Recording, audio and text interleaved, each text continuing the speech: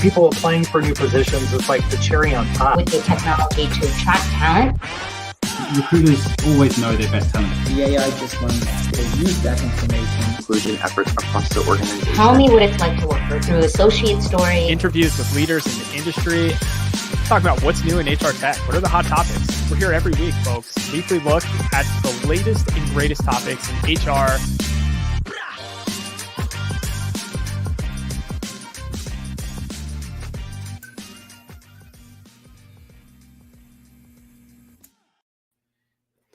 Welcome to Talent Experience Live. I am super excited to be here. My name is Tom Tate. I'm on the marketing team here at Phenom. Listen, this is the greatest show on the internet. I double dog dare you to find a better show on the internet. This is Talent Experience Live. We are talking about the latest and greatest in HR, talent acquisition, talent management. And if you are a sourcer, a recruiter, a leader in TA, a leader in TM, this is the place to be. And we are here every Thursday at 12 p.m. Eastern. We're on LinkedIn. We're on Facebook. We are on YouTube. Be sure to like us and follow us on the platform of your choice. Super excited to be here. We have an awesome show. Listen, our purpose here at Phenom is to help 1 billion people find the right job. And it is a true billion. That's not a typo. We are well on our way, and we can't do it without our amazing community. So for all those who are tuning in today, thank you. Thank you so much for joining us, being a part of the conversation. Very exciting. I always like to say I have the pleasure of working for the internet. I get to engage with people all across the globe, especially during this show. So be sure to let us know in the comments who you are, where you're from. Let us know what you do, what your role is. Talent Experience Live is also a great place for you to connect with other peers in your space, right? So connect, network, have the conversation. We're here. We have the comments open. So let us know. Pradeep is joining. Pradeep, welcome. Super excited to have you here as well. Here at Phenom, we have a talent experience platform, and it is called Phenom TXM, and it helps candidates find the right fit faster. It helps recruiters attain some of that next level productivity, really take it to the next level. It helps managers build better teams with data, and it helps employees evolve into the best version of themselves at work. All of this is powered and backed by super slick artificial intelligence and machine learning. If you want to learn more about that in any capacity, head on over to phenom.com. We love to have conversations with organizations of all sizes. So let us know what challenges you're trying to solve, and we will let you know how Phenom TXM can help you do that. Listen, we are live. Chime in the chat. Let us know you're here. I have an amazing guest today. You can see I'm in the office. This is rare for me. I'm usually in my little dungeon at home, you know, with the dark lights and all the guitars in the background. But I'm super excited to be in the office because we have an amazing guest who flew into Ambler, Pennsylvania. So he's here with us in PA. We have Jess Elmquist. Jess, welcome. How are you? It's good to be here, man. I'm excited. I've been a fan of the show for a long time. Yes. Like you said, you're serving the internet, and I encourage people, if they're in talent, if they want to know the latest and greatest, TXL is the place to actually jump in. Yes. Because it's not only inspirational, it's practical. So I'm a big fan. I'm happy to be here. Thanks for coming into the office.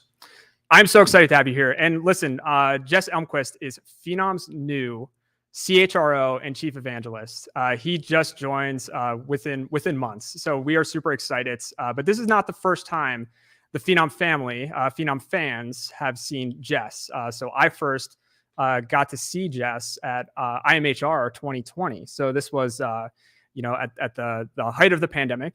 This is in the fall. We've gone through so many changes. And Phenom put together IMHR, which was an amazing virtual event. Yeah. And you were one of our keynote sessions. So you gave a session on mental health, which I thought was just absolutely amazing. I'm sure we will touch on that topic today. Yeah, for sure. But at the time, you were Chief Learning Officer and Executive Vice President of HR at Lifetime. So tell us a little bit. Let's learn the origin story of Jess Elmquist. One of the things we often say on TXL is people don't just wake up when they're kids and say, hey, I really want to get into human resources. I want to get into HR. So I'm sure you have a unique journey that brought you to Lifetime. So why don't you share just a little bit about how you got into this space? Yeah, no, I appreciate that. I think people have a lot of tangential stories about how they get into whatever it is that they end up getting to. Sure. I think it's a very low percentage of people that study in college and then go out and do what they did and they studied in college. Although I would say that I have a warm kind of place in my heart for people that choose to get into the service-oriented place like HR. I like to think about it as human capital, kind of that broad approach to Sure. how we're looking at people. And I would say that the other piece of, like, if I think about my origin story, it really comes back to probably a little bit of my family of origin. So I come from a family of teachers, public educators, college professors, and so I was modeled from early on that service, a profession is service. Sure. Right. So you're never doing something just for the outcome of profitability or something. There's something that's happening inside of that process while you're in the job, making a paycheck, helping a company, helping a school, but you're doing something in between. So I think that actually set me really early on in my life for wanting to be a part of people's journeys. And if I think about HR in companies, I think HR in companies is about giving people an experience, a container. People call it culture. I use the metaphor of a salad bowl. Yeah. Like if you chop up a bunch of lettuce and tomatoes and carrots and things like that, and you say salad is served and you throw it on a counter, people are going to be like, what in the world? I don't understand. But if you take those same ingredients and you create a container, a culture, and say, this is who we are, come into this container and then consume this, all of a sudden people are like, oh, I get it. I buy into it. I want to be a part of it. And that was the storyline. So even from my formative years, I knew that making a difference in people's lives was an outcome along the journey of helping a business, for instance, be unbelievably successful. So fast forward then, actually graduated from college with an education degree, became a school teacher. I taught economics and American history for 6 years. Awesome. And felt like I wanted to do something different. I loved teaching. I loved the opportunity to impact people, but I had some other goals. And so I stepped into this startup company called Lifetime in Minneapolis. And I would say that one of the accidental things that happened that I would encourage a lot of people that are in HR or thinking about being in HR or want to grow their career in HR to do is I jumped in on the business side. So I was in sales and marketing, became a VP of sales and marketing at the company. So I was in operations, really understood the business. Then as the company grew and I had the background, right? I had the right education, the right pedigree. I knew people. I started to migrate in and start to answer the HR question at Lifetime as we grew from a small startup into a really big company, eventually IPOing, going public with a couple PE firms, IPOing again. So my journey was set point of let's make a difference in people's lives. Let's find places and vocations that allow you to do that.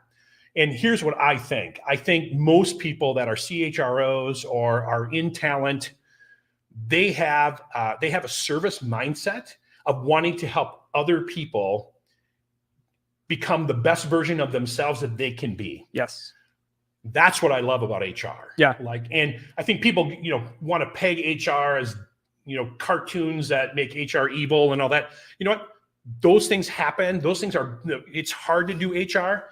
That is not why we're in the business. And so that was my journey, is through Lifetime just grew into the expertise. And with a fast growth company, you're hit with a lot of things that you need to learn and get good at fast.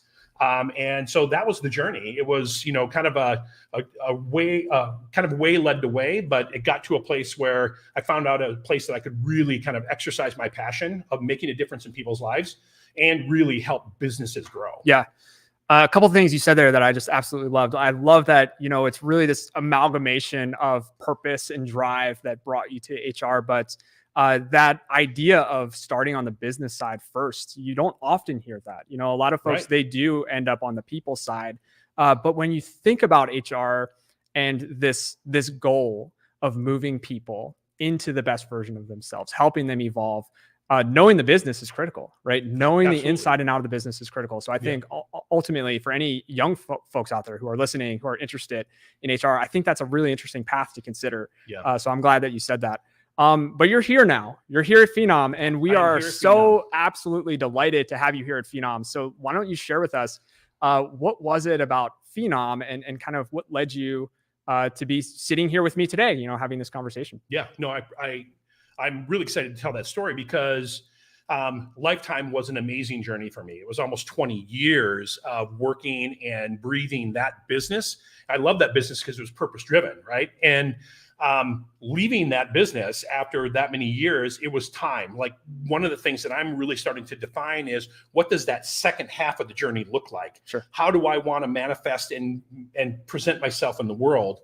And I knew that it was time for me and my family to just move to that different thing. So saying goodbye to my wonderful family at Lifetime, Sure. looking for that next opportunity. I think relationships are so important, right? When you find people that you connect with, you maintain and build those relationships. And I had big problems to solve with my team at Lifetime, especially with talent. So 2 things happened. One, about 6-7 years ago, I was so frustrated with doing mass hiring, because we had to hire 21,000 people on average every year, another 4,000 or 5,000 new people. We had 9,000 seasonal workers we had to hire during the summer, with lifeguards and bistro workers and childcare and kids camp. So I had massive for our company, was massive problems. And I knew I couldn't staff enough recruiters to get the job done. Gotcha. So how did I help my recruiters be as efficient as possible? I had built this Frankenstein monster of technology to try to figure out how to answer that question. And I was so frustrated with what we had built for all sorts of reasons, right? Duplication of effort, costs. You couldn't get one source of truth. Our recruiters were frustrated. Adoption was low. I said, we've got to figure something out. There's got to be someone that's got an answer where we can start to think about our talent pool at Lifetime in a different way. And so we went out again to look in the marketplace, and way led on the way where I found this company called Phenom. And we did the full vetting against a bunch of other people in the space. And I said, you know what? Phenom's the one that we want to come in. And so they came into our office, because I was at Lifetime at the time, not at Phenom. Sure. And co-founder and CEO Mahi came in with that sales meeting. And I came into the meeting and sat down at a table, and it was awesome. I came down and said, hey, thanks everybody for coming. I know we want to have a lot to get through, but will you start by just telling me, why does Phenom exist? Why are you here? Why do you do what you do? It's an important question, right? Because that origin really helps set the tone for where you're going.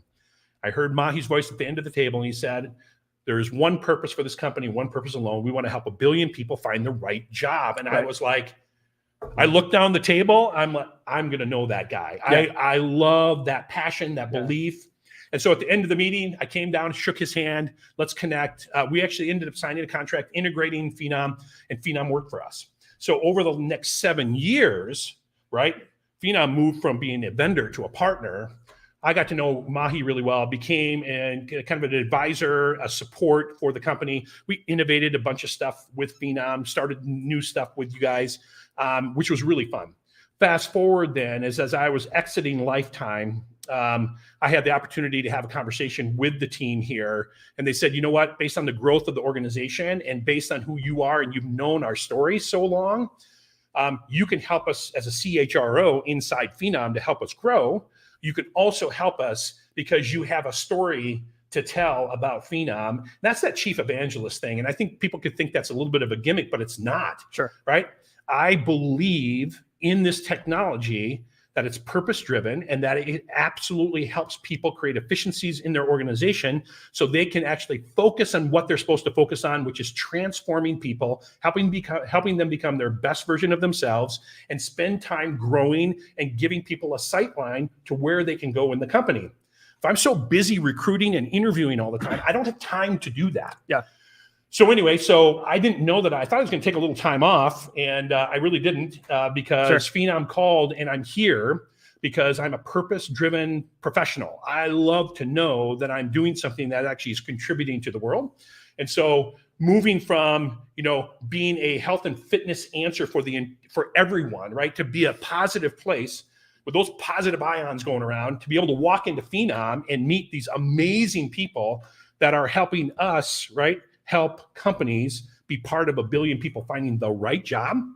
Sign me up. Yeah. Right? Sign me up to help this organization transform and transcend. Sign me up to be able to talk about what we're doing to other CHROs, because if you're a Luddite, right, you're kind of like, oh, I don't like technology. It's a bother. It seems like an interruption to my world. Yeah. You're missing the point, right? As a CHRO, you've got to get into it. If you're not a native to the culture, you've got to get in and start to learn the language. Because when you do, you'll start to see how this platform, right, a platform like this can transform your entire business. Yeah. And the world needs contributions, right? You said you want to make a contribution to the world. I think if we're ever living through a time where the world needs contributions, this is it. And you are now in a position to be a multiplier. That's right. Your small dent in the universe can now expand, and I think that's so excited. We're excited to have you on board. I appreciate that. The challenges that you described 7 years ago, not having a single source of truth for all of your data, not being able to equip your recruiters and your staff with the ability to find that efficiency. Those challenges have been heightened, over the past couple of years. So much has changed, right? We talk about the great talent shortages that companies are experiencing. We talk about the high volume hiring that's happening, that needs to happen at scale across so many different frontline organizations. We talk about the great resignation or the big quit or the sustained resignation. There's 30 different buzzwords that we could say for it. It really doesn't matter what we call it. The data is telling the story. All of these things are kind of coalescing, right? Coming together. And I'm really curious, from your perspective, how are you seeing talent transform? How are you seeing the mindset of the talent transform? Or how have they transformed over the past 2 years? Because what I'd love to do is get inside the mind of a CHRO, get inside your mind, pick your brain and start to understand, once we know how talent is transforming, how can we transform as HR organizations, right? To best serve and connect with that talent. Yeah. I was really impacted in my real experience with how talent was changing. I was doing several searches or helping with several searches, and I was doing a board search for a new board member and working with a PE firm to do that. I was also looking for a VP inside the organization. And then I was looking for a couple of more kind of frontline type of professionals inside of the human capital organization. This was at Lifetime. And just recently, though, kind of pandemic-ish kind of time frame. Sure. And every single one, Tom, I couldn't believe it. Like I interview hundreds of people a year, like hardcore interviews, notes, the whole thing, do collaboration, we do it all. In my years of hundreds of interviews, I've never had this happen, but it became a trend, right? 3 or more, you're kind of like, oh, there's something happening here. Every single person from the board, potential board members, all the way to the people that were frontline. When I stopped at the end of our interview, I would often say, so what questions do you have for me? Because when you say what questions do you have for me, it actually opens them up psychologically to have permission to ask questions, real questions, right? Yeah. And so I asked, what questions do you have for me? Every single one of them asked me. So I've been on your website and I noticed that you only have men on your executive team. Is there a plan to change that? Are you going to actually get more diversity? Are you going to get more women? What's the plan there with your executive team? Now, that's a great question. But I said to myself, how many candidates that want to work someplace would take the chance, not the risk, the chance to ask that question? That informed me, I think, of what we're looking at globally. If we think about the great quit or something, whatever, the big quit or whatever. Yep. What has informed me is that there is an empowerment happening with people that are now saying, I have something to offer an organization just as much as this organization has something to offer me. And I understand it more deeply than I ever have before. Does that make sense? So now I'm actually looking at what I want to do, where I want to do it, and how I want to do it completely different. I'm walking in empowered. I'm like, that's awesome. Because what you do is you get the whole person now. Now the question is, as CHROs, how do we respond? So I would say that the great resignation, right now we have 11, 12 million jobs available. It's like 5 million more jobs than our people are ready to work. I would tell you, it's like having an engagement survey at your organization. We got a global engagement survey. And you know what? Companies are not engaging. We're failing. Right? Workers, people that need to work, because people aren't, independently wealthy. They need to work. They're finding out ways to stand on the sideline until our organizations decide that we are going to be more people-centric potentially, right? It's not a bad or good, right? It's just an opportunity and a challenge for us to take a look and get up on the balcony of where we've been as human resource professionals, as CHROs, as CEOs, and say, can we get to the same outcomes, right? We have shareholders that are looking for profits. We have revenue numbers that we have to hit. We have pressure in the market. We have to stay competitive. With all of those business pressures, can we get on the balcony of our organization and start to contemplate what it would look like to actually invite this group that's standing on the sideline and say, engage with us because I think you're going to find a home here. Yep. That's a completely different thing, right? It's not an afterthought. It is the thought, Sure. Right? So that's it. You're describing this dynamic change, right? Where the employer previously could sit back and say, you need this, That's right? right. You need Yeah. me. And now the employee who's interviewing, the talent who's looking can say, no, you need me, right? You need me to help you. And I think that dynamic shift is happening really fast. I don't know that employers are catching up or changing or shifting their dynamic fast enough to be able to meet talent where they are. Yeah. And I think for a lot of folks who are sitting on the sidelines, as you mentioned, a lot of times, from what I've seen, from what I've read, it is the product of burnout. It is the product of just being stuck, kind of in a position or stuck in a scenario or a situation that just hasn't been working for them, especially when you pile on all of the changes that have happened due to the pandemic. Shifting the hours that you would work, shifting the location or the ability of where you can work, when you can work. So I want to dive into that because I know that mental health is a really important topic for you. So your finger on the pulse, of the mental health of our talent. What is it at today, and what can leaders really be doing or thinking about to move it forward in the right direction? Yeah, I mean, the challenge earlier, because this is the challenge that I'm facing, right, as a CHRO, is around culture and who and how we respond to the marketplace. Sure. Now let's flip it, right? That's what you're doing. You're flipping it and saying, now from the perspective of what's impacted the workforce on why they're choosing to vote, right? To give their engagement survey as I'm stepping out. The pandemic, hopefully we'll never have to live another one in our lifetime, right? Sure. And the learning though in it, when you look at large group dynamics, there's a lot of stuff that went in, and obviously we had all sorts of other pieces that were shaking the foundation of everything and all that we were over that pandemic, right? And I came from Minneapolis, right? We were in the hotbed of George Floyd and all of those things. Yep. And I got to tell you, the team of people at Lifetime that reached out to me to help me be able to sense make, right, through that process. I'll be grateful for these team members, right? General managers and area directors and frontline people that knew me a little bit called me and said, Jess, I can help you make some sense of this, yes. right? Yeah. I live right down there. Let me give you a picture. It just takes me all the way back. But as far as the employee goes, we have been shifted and changed forever. So that's the challenge to organizations. Hurry up. Get moving. Yeah. You've got to figure this out because we're not going back, right? And there was a really interesting study from, I think it was Fortune magazine last year, and they were talking to a bunch of CEOs saying, hey, when do you want people back into the office? And they were all like, well, we really want people to take their time and all that stuff. But really at the end of the day, the survey came out to the conclusion, every CEO wants the butts back in the seat. It makes them feel good. Sure. Because they're immigrants to this change, right? Yes. They just want to have control, familiarity, and they're not realizing that control is coming from a way different place, right? When you join and partner, rather than I have something you need, employee, so come in here. Now I'm partner with you. Let's do something together. Completely different. So we're hopefully moving through and getting into kind of that third stage of the pandemic, and we're going to see it dissipate. Hope, right? Hope. Sure.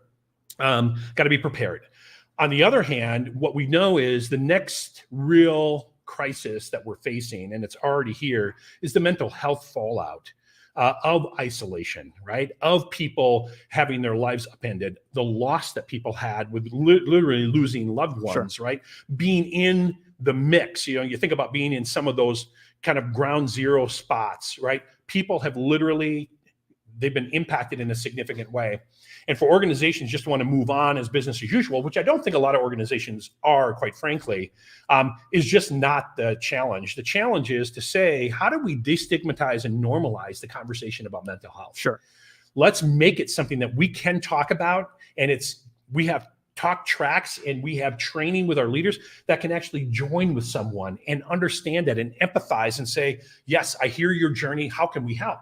Then how do you build real structures to be able to help people in their process? And there are people that are making it through are okay. There are people that are in crisis.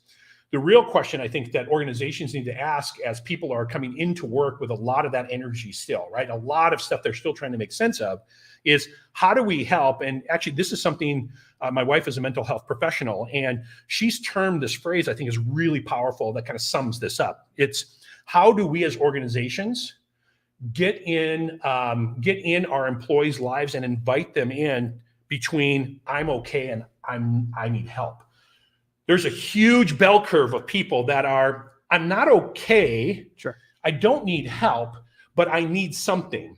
And so what is that coaching? What is that counseling? What are those things that you can do to be able to help them? And sometimes it's just helping them figure out their right path to get to the right job. Right. You know, just Yeah. a new Sure. job. And Yeah. certainly technology can help that too. Yeah. No, that's super helpful. You know, you mentioned earlier kind of the container, the salad bowl. We are inviting folks to come back into the salad bowl, right? And it might not be the most comfortable position for a lot of folks for all the reasons that you said. You know, this idea of destigmatizing the conversations. What are some tactics, you know, that we can share, you know, that you've experimented with in the past to really start, you know, an organization who has done none of this, you know, to start moving into the right direction? You mentioned training managers. I think that's fantastic. You know, are there other things that you've seen, you know, just some quick tips, you know, that people can start to explore? Yep. So organizations should start at the senior level by actually creating a point of view. Having some experts come in and give them some consultation on what are some effective programs that work. So get some knowledge. You know, let's not make it a mile wide and an inch deep. So really get some knowledge base. Then decide that you're going to put time, talent, and treasure against it. So you're budgeting for it, you're planning for it, you're hiring for it. Once you do that, then now you have voice, right? You can create a voice, and it's really important that if you can start at the top with a CEO, a CHRO, right, a CFO, where they're speaking to and giving permission to the organization, I think it's really important. There are structures and systems then that allow people to be able to enter into what they need, right? Whether it's a stipend of some sort that people can use. You know, Phenom has a great program that allows people to use a certain dollar amount towards mental health. That alone validates the fact that the conversation is real. Yep. The other thing I think is, this is where some of that armor has to come off of our senior executives, is they need to actually be willing to share their own personal story, right? I have a journey of mental health, right? When I was confined in my home, not wondering what was going to happen with the world, I felt like I got triggered by anxiety that I'd never been triggered before. Sure. And this is how I'm working through it. So those personal anecdotes from senior level people is important as well. And then I think once you decide to do that, know that this is a journey, not a destination. Let's establish it as a programmatic process, keep it real, keep it on the top of the conversation, and then start to run that program long-term. Yep. Right? Knowing that it is a service that you may never like tangibly go, oh, we can put a finger on the ROI, but you know it's there. Commit to it. And when we do that as a senior leader group, now all of a sudden people are given permission because it's right there on the surface. Yeah. Right. People want to have permission to say, I need help. People want to come and be their best version of themselves at work. If they're not doing that, something's getting in the way. And as leaders and as organizational people that are building systems and organizations, we need to be the ones who help figure out how to get those things out of the way. Yeah. Right? You know, one of the things that I think I've heard so many people vocalize and talk about is this idea of disconnecting from the workforce because they don't feel connected to the purpose of the organization, right? And purpose has been a critical element of your story. You've already shared that with us today. You've also shared how when Mahi was able to articulate the purpose of Phenom, you looked down at the end of the table and you said, "That's the guy. I need to know that guy because I feel the purpose in my bones. Like I can feel it." And I don't feel like, workers across the board are connecting with this purpose, right? And I know this is critical to you. Are you seeing that too? Are you feeling that too? And do you think this is contributing to retention challenges, Yes. Great Resignation, all the Yes. above? Yeah. Yeah. Again, I'm trying to be, this is more of an observation than a criticism, but I think some organizations are tone deaf, holding their breath and waiting for things to go back to normal, especially around the work we do, right? Yep. There are organizations, there's professional organizations, right? And their goal is to win a Super Bowl. And you're like, well, what does that mean, right? What does that mean for me? And what does it mean for the people that work for me? There's got to be some more contribution there. And so I've come up with a kind of a 4-step process to think through as an organization. And if you're in an organization that really at the end of the day, if you're looking at the clear, cold facts, is your end game is to make more money than last year, right? To sell more stuff than last year, whether the quality is there or not. I mean, you might be in an organization kind of like that. What we have to do is we have to start, and it's a 4-step process that I'd be happy to talk to anybody about. So if you're interested, call me. I think it can be transformational, but I call it mission, mindset, service, action. All right. So we have to start with, let's really readdress why you exist in the world, right? In a world that is awash with too much stuff. Yep. Why do we exist? Let's find that out. Let's look at the cold, hard facts. Let's actually be radically candid with each other. And then if we find that we're askew upon mission and vision, that we can't actually go and say, if we wanted to go and become a certified B Corp, could we become a certified B Corp? No. Then what's getting in the way?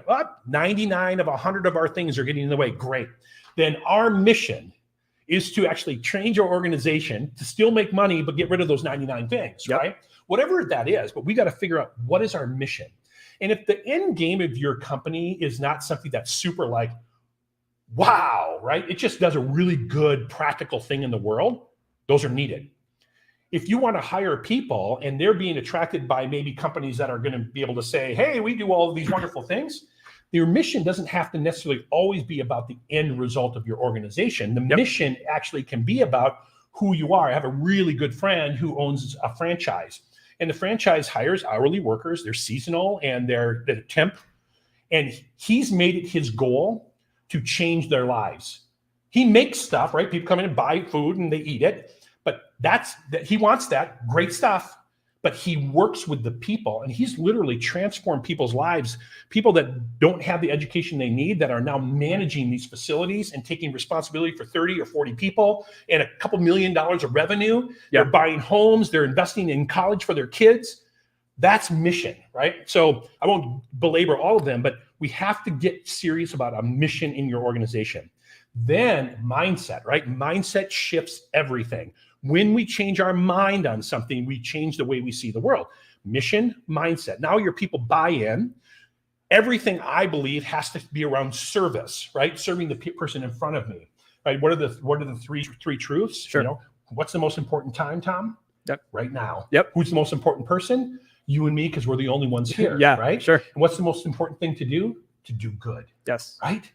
So when we think about then service as a calling, wow, if we actually did that as a company and an organization and we help treat our people that way, then they go out and they're more civil with the people that they consume with and go with. All of a sudden, our community just starts to take a break, right? Service and then action.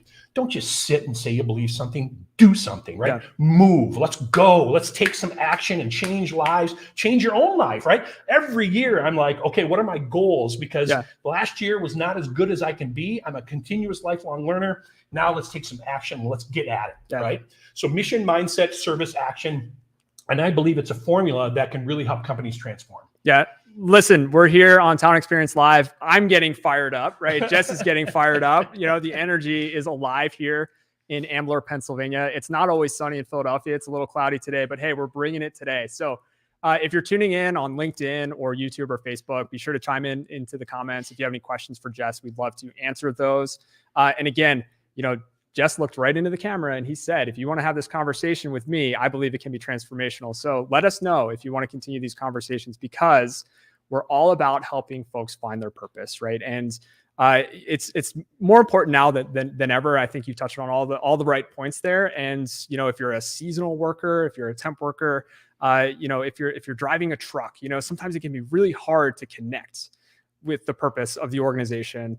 One trigger word for me has always been work-life balance, right? Because it's a lot of times when it's discussed, it's all about, okay, I'm gonna shut down here and then transfer over to this other pocket of my life where there is no work, and then I'm going to transfer over here where there's just work and no personal life, and you're trying to create dividers.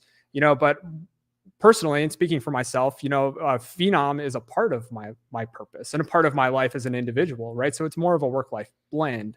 And as you were talking, that was really resonating with me. It's not about creating these really strict, hard dividers, to say that this is my work purpose and this is my life purpose. It's about finding where they commingle. So I'm curious, if you've explored that concept too. Like when you think about work-life balance, what are your thoughts on that? Yeah, I think you're hitting on another piece, right? Of this kind of rampant and kind of long-term change that organizations need to address. And this is certainly one that I've been across the board in organizations I've been in and organizations I've consulted with. Across the board, people are really struggling in how to figure that out. I think we know that the obvious risk in the work-life blend or work-life balance from a corporate standpoint is there's potentially an unconscious bias that employees will obviously blend more of their personal than their professional, sure. Right? Yep. On the flip side, I think employees are seeing and feeling, I never turn off because I literally have my mobile device and I have my computer connected all the time and I'm working from home. So I literally walk 15 feet to the spare bedroom that I have an office set up in. And so when do I turn it off? And I think that's the opportunity. I believe that with the world is expanding. It's also shrinking. We have access everywhere, right? We have access to everything. I do think that when you build an organization that's built on the speed of trust, this idea that, you have your job requirements, we have expectations, and we expect you to hit the number, whatever that is. I think that's a good start. I do think that if we're going to do a work-life blend or a work-life balance conversation, it can't just be, again, like the Great Resignation, it's a great little ism to say, hey, have work-life balance. Right. Yeah. What does that mean in our organization? Let's have that charter so people know that they have permission to turn off, and we have permission as an organization to ask them to turn on, and that there's work product there along the way. Because I think people don't know we don't know how to do it ourselves. It's really hard. So I do think that it's something that all organizations should look at. If you're providing a service, you have to be physically somewhere. That's a different matter. But if you have a knowledge worker base, right, people that don't necessarily have to be in a place, really start to think about it. Don't let it happen to you as an organization. Decide to define it and really get a good understanding of what your people are looking for, and then decide what the risks are. Just like people driving to the office every day, there's risks in that. Decide what the risks are. Marginalize the variables, predict the result, and then walk into it. That's what I would say. So I do think that there's puts and calls on both sides of the ledger on that. Yeah. And I also think this is what the normal is. I think people, if they watch this podcast 15 years from now, they're going to they're talking about what? That's just what it is, right? Yeah, totally. And so I think we're working through a change process, and change is hard, right? The three-step change process is you have to unfreeze, right? So you're frozen, you unfreeze, and you have to move into a new world, and then you have to refreeze. So you kind of get into this kind of new kind of stability. We're in the unfreeze mode right now. We will be for a while. That's super uncomfortable for people. Yeah. But, as HR leaders, and you mentioned this, helping folks become the best version of themselves, we can't always necessarily expect them to navigate this on their own, right? So it does really feel like it's the role of the leader to help navigate this new world that we're moving into. So I really appreciate that as well. We're coming up on time, so I want to touch on one other topic, that we've spoken about before. It is a critical topic, and of course, that is diversity, inclusion, and belonging. And you've had such great thoughts on this, and I just want to kind of get into that conversation and really understand where do you sit with this? It's a big conversation. I know a lot of leaders are hesitant to really dive fully into it. One of the things you mentioned earlier that I thought was really profound was you had your people reach out to you and help you make sense of things that you needed help making sense of. Yeah. So why don't we get into that and let us know, what are your thoughts on where we're at today, and every CHRO who's listening, who might be tuning into this. And I really hope that if you're not a CHRO and you are listening to this, send it to your CHRO, because we want to make sure that they get an opportunity to listen to this conversation. So what are your thoughts on diversity and inclusion and the state of it today?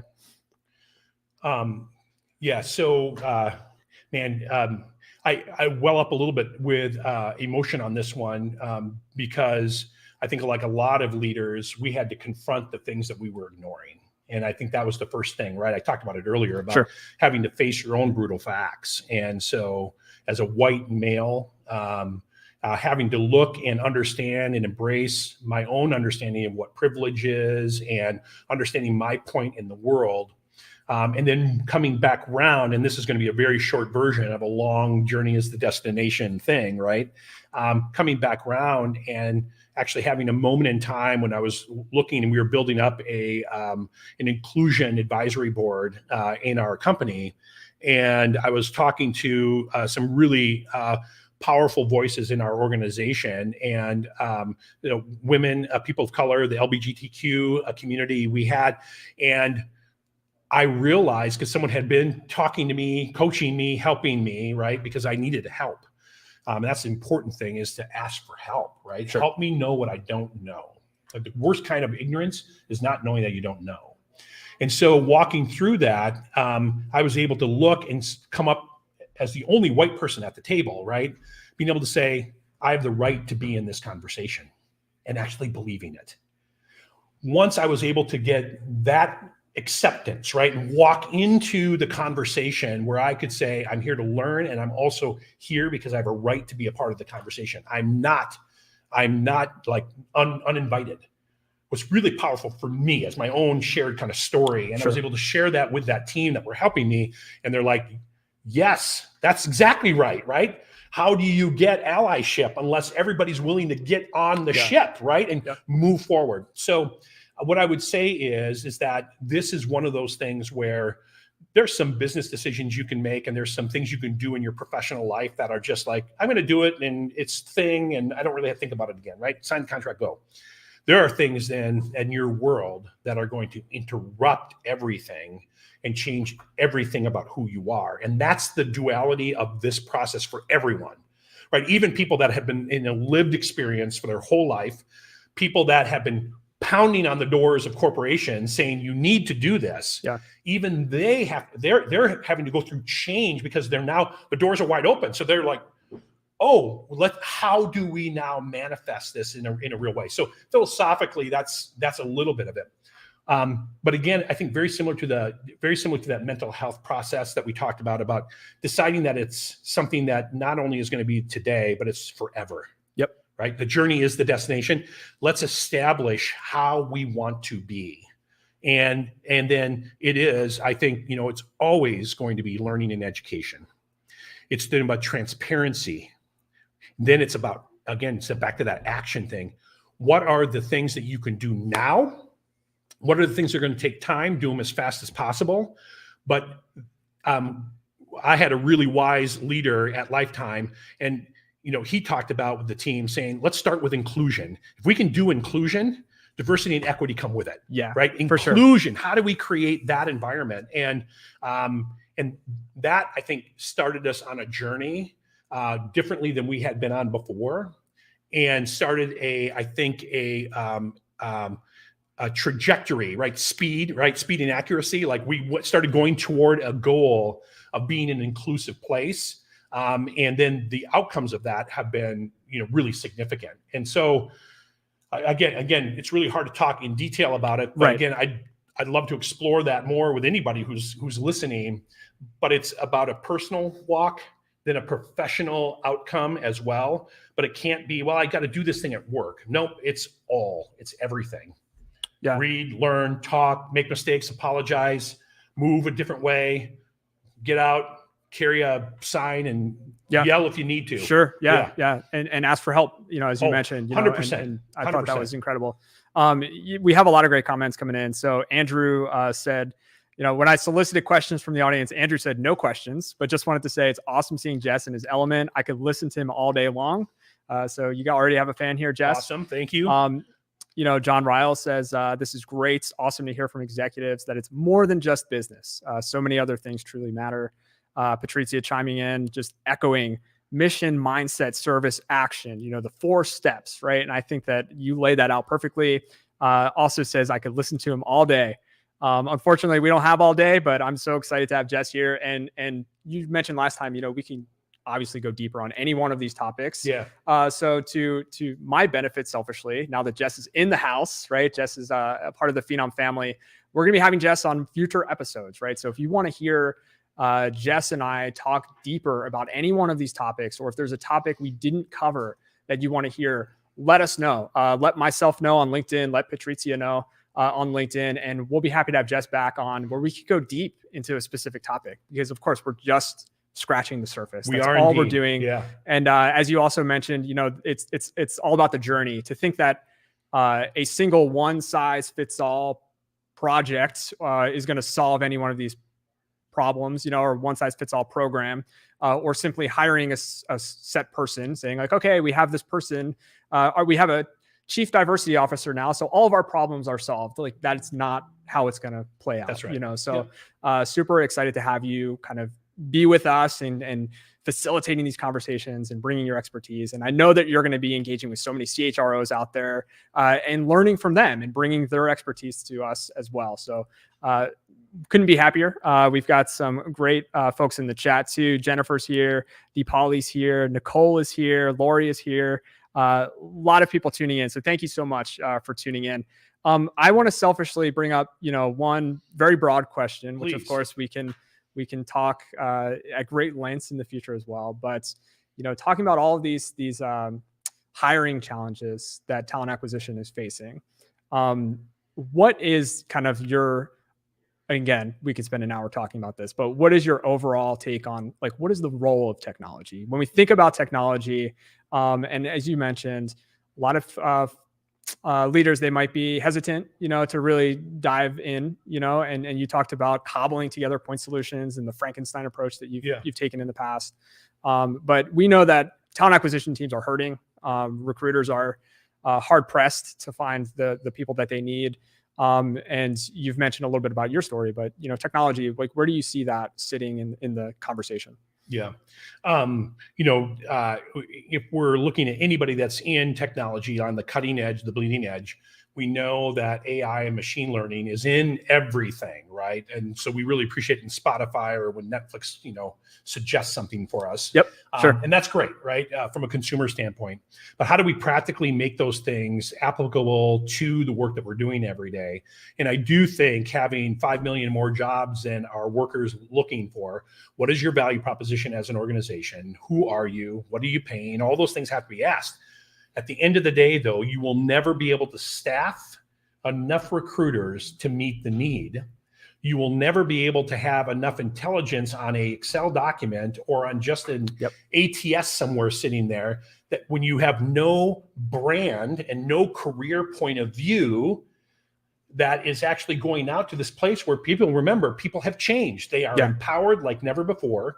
They are saying, I'm interviewing you as much as you're interviewing me, Jess. What are you doing about these things that I'm really, really focused on? Purpose behind what I'm going to do for you, right? I experienced that live. So when we have a new group of people that are saying, prove to me that I want to work there, here's what I would say is that I'm a firm believer in a psychological contract between a corporation, a company, and their people. And that psychological contract, that sense of there's a commitment I have to you, and you're going to make a commitment to me, and we don't want to break that because that erodes trust. To win, here's the deal: we need a career point of view, right? What is your career? What is your corporate and employment brand? How are you expressing that psychological contract to the people that could work for you and the people that do work for you? Then, how in the world are you going to keep it all organized without some help from a technology platform that actually knows Tom from the time that we found Tom passively at another place got him interested because Yep. we have a great point of view on a branded career site that specifically spoke to you, offered up a video for you that told you that there are people like you here that you'd really like way more than the other place that you're working. Then you actually say, yep, I'd like to apply in 3 clicks with a chatbot. I get an automatic schedule so I can know that I'm talking to whoever I'm talking to, and I'm set and ready to go. And not one of my people have touched that, but you, Tom, have felt like you've been taken care of and nurtured. No one can do that, right? We can't muster enough sourcers to do that. So I would tell you that it is everywhere and it's in everything. So if you're not doing a full-fledged program, now I know Tom as a pre, now I know Tom at hire, now I know Tom when he's in. Tom is planning his career and I see where he's going and learning and talking, and here's his career track. And now Tom is in another job a year later in our company, feeling really empowered and enlivened like he's never been before. That's the power of AI, right? That's the power of technology, a full-fledged technology kind of talent experience across the whole base. Yeah. And the good news is I lived it, right? So I experienced that process with Lifetime, which is part of the reason I'm passionate about helping 1 billion people find the right job. Yeah. We say unified platform. I think unified platform takes on kind of that buzzword, that you hear it a lot, but really what we're talking about is the unified journey, right? And being able to unify the journey with data and with intelligence, right? Yeah. And it's all happening. So we're super excited here at Phenom with what we're doing selfishly, so if you want to continue to have those conversations with us, please reach out. We'd love to engage with you and help you understand how that ties into our purpose of helping 1 billion people find the right job. So Jess, this has been absolutely amazing. Again, thank you so much for all the folks who have tuned in today. And again, if you want to hear us talk about any additional topics, reach out to me or Patrizia. We'd love to get those on the calendar. Jess, any final words for any of our listeners out there? Final thoughts. I think there's a lot to mull over because we covered a lot of ground. We got around today. Yeah. I just want to thank you. I think again, what you're doing, being on the other side and watching it's fun, but being with you in the studio, super awesome. So I think for me as a CHRO here at Phenom, but a thought leader in the in kind of the industry, I just want to make sure that people know they're invited to literally reach out. And if they'd like some thought leadership, they like anything that we've talked about today, I'm happy to engage with them. And I'm not talking about an email. I'm talking about a conversation if you'd like to have one. So that's what I'm here for, and excited to continue to build a relationship with your followership and with what Phenom is doing. I am equally excited, super excited to have you here, a seat at the table. It's been amazing. As I mentioned, I've been doing this show from my little dungeon at home. So it's exciting to come into the office and engage face-to-face again. This is kind of the new normal that we talk about, right? Is getting back into the office and engaging with folks. So Jess, this has been absolutely amazing. I'm already looking forward to having you on a future episode. And I'm really excited for all the amazing conversations that we'll continue to have and that you'll have with our audience and with our amazing customers as well. So thank you so much for joining in today. Really appreciate it. Again, we have Nicole, Lori, Deepali. We had John tune in. Hank joined in. I love Hank. Thank you so much. Christina, Sarah, amazing crowd today. So thank you. Be sure to tune in every single week, Thursday at 12 p.m. Eastern. Next week, we have an amazing episode. So next week we have Christine Kenzie, who's a fellow Phenom. She's a friend of the show. She's been on a couple episodes. Christine's going to join us to talk about the evolution of the role of the recruiter and how recruiters are now in a position where they can change the way that they work, right? As we introduce some of the technology that Jess was just talking about, recruiters are finding more time in their day. They're no longer spending all of their hours scheduling interviews, screening candidates, right? Technology is really taking on a lot of those tasks. So as recruiters are finding themselves with all of this time, they can evolve. They can change the way that they work. They can multiply the value that they bring, to their organization. And part of that requires a little bit of unlearning, right? Unlearning the way that they've always done things and do things differently. So Christine's going to join us and we're going to talk about how you can unlearn and really change your mindset on how you approach your work. So I'm really excited for that. So if you're a recruiter or sourcer, definitely tune into that episode next week. LinkedIn, YouTube, Facebook, 12 p.m. Eastern.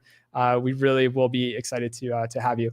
As always, thank you so much for your time and attention. It means the world to us. We wouldn't do it if we didn't have an audience. So thank you so much for being here and look forward to the next episode. Jess, thanks again. Thank you. Awesome.